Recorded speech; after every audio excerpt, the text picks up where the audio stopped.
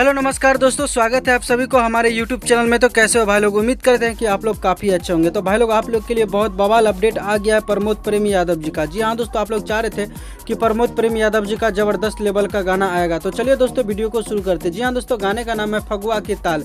इस गाने को गाए हैं प्रमोद प्रेमी यादव जी और सृष्टि भारती जी का आवाज़ है। दोस्तों बात करते हैं गीत का, तो गीत लिखे हैं भागीरथ यादव जी और म्यूजिक से सजाया है लॉर्ड जी। जी हाँ दोस्तों, इसमें फीमेल सिंगर जो है सृष्टि भारती जी गाए हैं इस गाने को और प्रमोद प्रेमी यादव जी का मधुर सा आवाज़ है, जिस गाने का नाम है फगुआ के ताल। जी हाँ दोस्तों, इस गाने को कल यानी कि वेब म्यूजिक के ऑफिशियल यूट्यूब चैनल से रिलीज़ किया जा रहा है। तो भाई लोग, आप लोग ज़्यादा से ज़्यादा इस गाने को प्यार दीजिएगा और सपोर्ट कीजिए, क्योंकि हमारे चैनल के माध्यम से आप लोग को भोजपुरी गाने का जितना भी न्यूज़ होता है सबसे पहले देखने को मिलता है। जी हाँ दोस्तों, फगुआ के ताल जो गाना आ रहा है, आप लोग कल प्यार दीजिएगा। सुबह में 7 बजे रिलीज़ किया जा रहा है। जी हाँ दोस्तों, 10 तारीख को सुबह में 7 बजे इस गाने को रिलीज़ किया जा रहा है। जितना हो सके उतना देखिएगा। साथ में मेरे चैनल को सब्सक्राइब करके घंटे वाले बटन को जरूर प्रेस कीजिएगा, ताकि भोजपुरी का हर अपडेट सबसे पहले आप देख पाएंगे।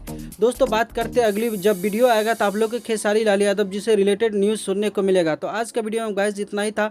मिलते हैं कोई नए अपडेट के साथ, तब तक के लिए अपना ख्याल रखिएगा और देखते रहिएगा भोजपुरी चिप यूट्यूब चैनल, सबसे पहले सबसे फास्ट, क्योंकि खबर लाते हैं झकास। धन्यवाद दोस्तों।